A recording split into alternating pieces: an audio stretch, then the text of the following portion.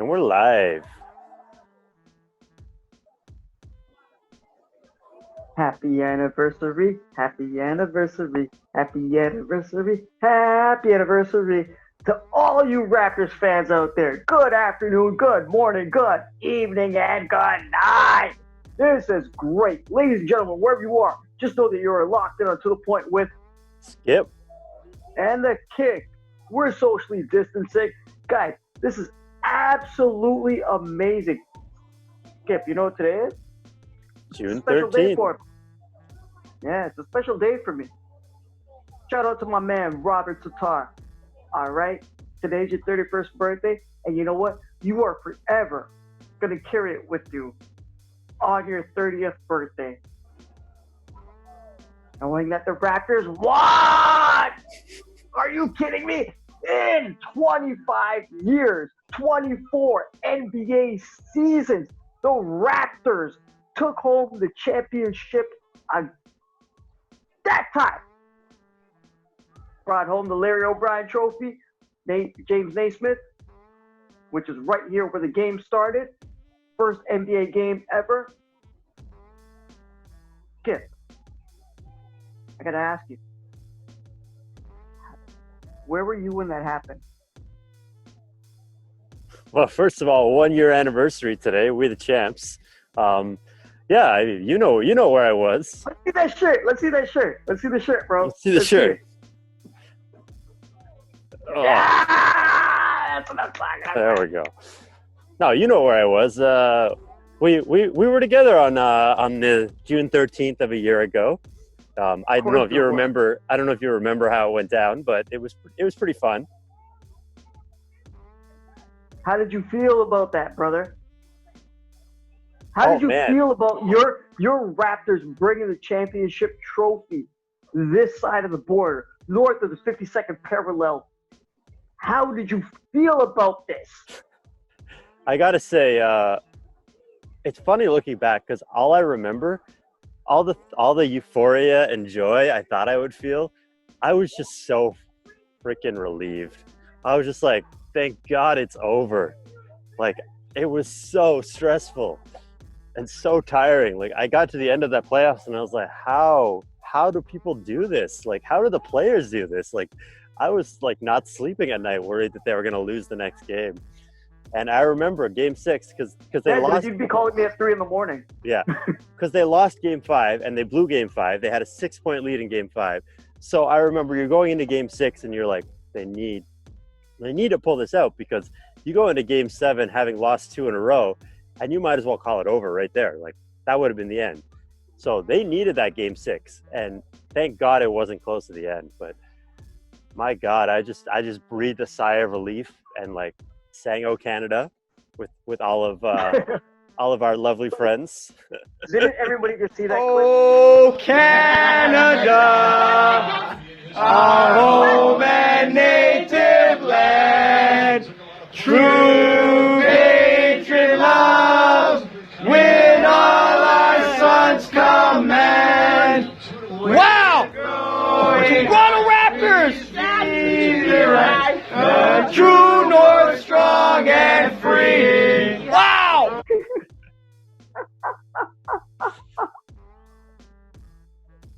Probably the worst rendition of "O Canada" you'll ever hear in your life, but that's okay. We're great singers. What are That you was talking okay. about? That's okay. It was our moment of celebration. It was the moment I let out all the angst of a year ago. Bringing it home. So Bringing Brian, it home. how did you feel? How did you feel about the Raptors winning championship, Mr. Raptors fan for a day there?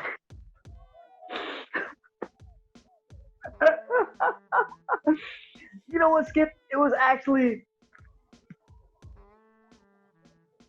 fulfilling because, like, even with the 25 years ago, now it's 26. I actually put in a petition and I actually drew a logo for the contest to name the team and to put it up. But it doesn't matter about that.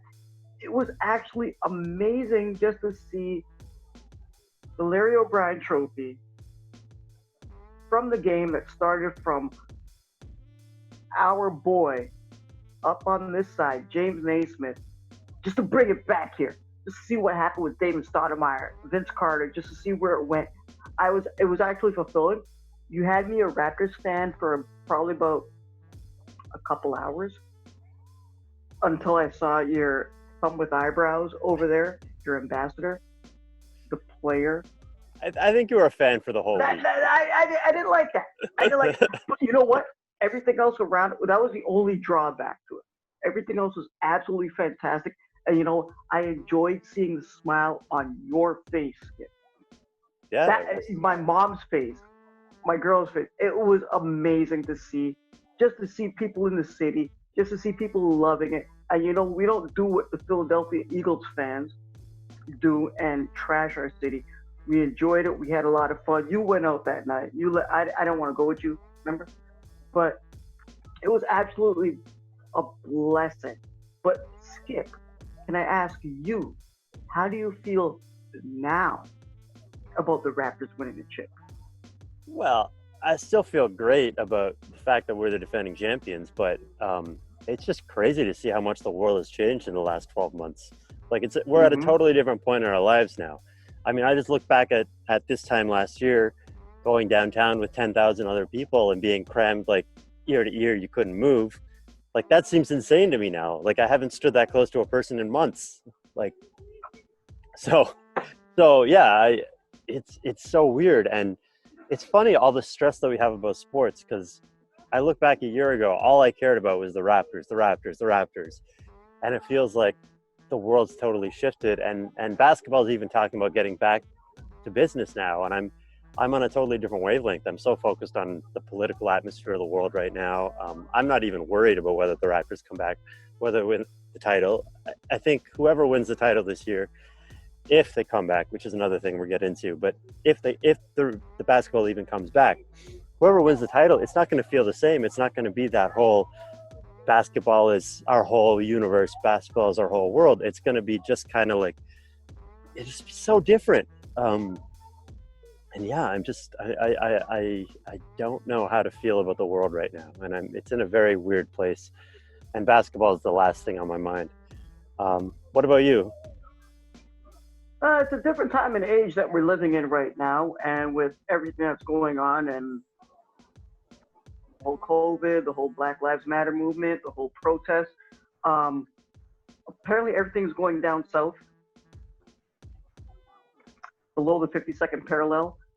Literally. There's been a lot of movements out there. I hope people are keeping safe and staying well together. But literally, Skip, what I mean about going down south is it's going to freaking Disneyland. Disney World. Like Disney World. Whatever. It's going down there. And you know what? This is where this is where no home court advantage lies. Okay? The guys are going to start balling. The guys will start going. It's going to be a tentative schedule where apparently we're hearing different things, such as there's that eight game seeding thing, right? Where all teams have to play 8 games. The Raptors do kind of look good on that schedule. The Lakers look absolutely great on that schedule, which I don't know why they gave it to them. But there is that schedule, and so we're looking at a July 30th, or is it the 31st? Hang on. It's the 30th or the 31st, but have they released the official updated schedules? I know that's the thing. I know it's based on the 8 games. Right now. Yeah, it's based on the 8 games, right, but they haven't really figured out the details. Yeah, because they want to figure it out. They want to get through the playoff seeding, and then they wanted to do a tournament, which is what we heard last. And now what we're hearing is based on, and the NBA did extend their rosters to 17 players. But what we're hearing is something that might be different, because a bunch of players have spoken about this. Skip, can you let me and the lovely gentlemen and women out there know what's going on?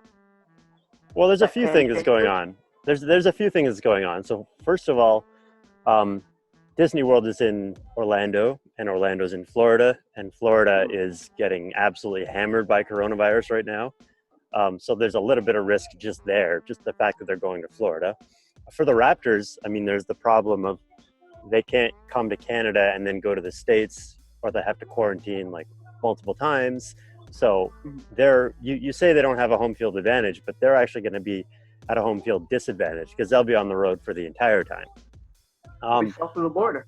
Yeah, but even beyond that, there's what you're getting at, which is the Kyrie thing, which is, it's seems like so the players' union voted for this weird tournament thing, which was sort of cool. It's a cool idea, but now I'm starting to wonder if it's even going to happen at all because, first of all, the coronavirus in Florida, but also because Kyrie got a big group of players, I think 200 players all together, got together and started talking about how they didn't necessarily want to do this at all. 210 was the number? Yeah. Yep. So they got together and they talked about how they didn't actually want to go to Florida and do this thing. And there's a number of reasons for that. One of it is they're worried about getting coronavirus. They're worried they get coronavirus, they get sick. Maybe it affects their career in a bad way. Maybe it affects their family in a bad way. You could die. But there's also just the Black Lives Matter thing, which is going on, which is huge. And I think it's an important point that one of the reasons why the movement is happening when it is because people are out of work, people are not watching sports, people don't have anything to do, so they're mobilizing, they're becoming politically aware. It's like there's a reason why sports are popular, and first of all, we love sports as fans, but but in the grander scheme of things, sports are the opiate for the masses. Everyone watches sports to distract themselves, to bury their head in the sand and just kind of focus on the little things so you don't have to focus on the big things. What the Caesars did with the gladiator games and give them bread. Exactly. The Caesars are a great example. It's like you got the emperor who's got all the unwashed masses watching the gladiators beat each other up, because if they're focused on that, they can't be focused on overthrowing the government. So what you have now is you have the great awakening, as people said. People who've had their head buried in the sand, who've been watching sports, watching entertainment. Suddenly they've got nothing to do. So they look up and they're like, wow, the world's a really messed up place. So there's all this movement going on in the world. There's really big uprising. And I think that's kind of like Kyrie, he's a bit of a nut job at the best of times. But I think he's really onto something here. I think the fact is he's speaking to a larger sentiment in the population. Like, I don't care about basketball right now. I don't even miss it really, because I'm so focused on what's going on in the world, the politics, and like, hey, there's something really smaller things in life. There's the bigger things in life, I think is a better way to put it. It's like we can go out there and we could change the world right now as the United States, or as a populace, as North Americans. There's something going on, there's something swirling in the air where there's real change, real chances to really bring down some big institutions, namely policing. But like, there's so much behind that. I just watched the movie 13th last night by Ava DuVernay. It's all about prisons and how basically prisons are slavery reborn, because they're just locking up people and making them make like products for JCPenney or whatever. Like, it's the same thing as slavery. So there's this whole thing going on in the States, and it's focused on Black people, but it's also focused on poor people, on anyone who is the oppressed class. It's not really just about race anymore.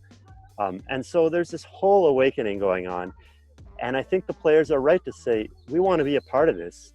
We don't need to be part of your opium, your junk food over here that you're going to distract yourselves with.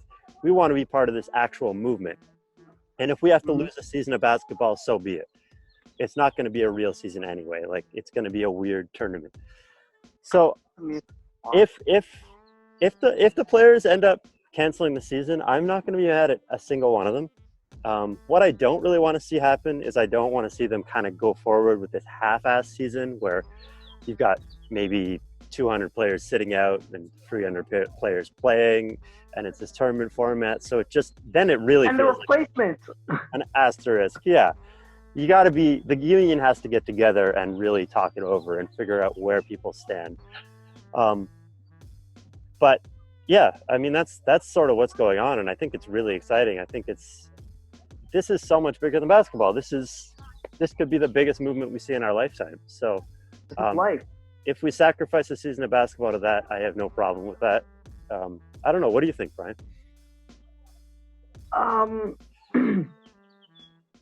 Like I always tell you all the time, there's a lot of bigger things.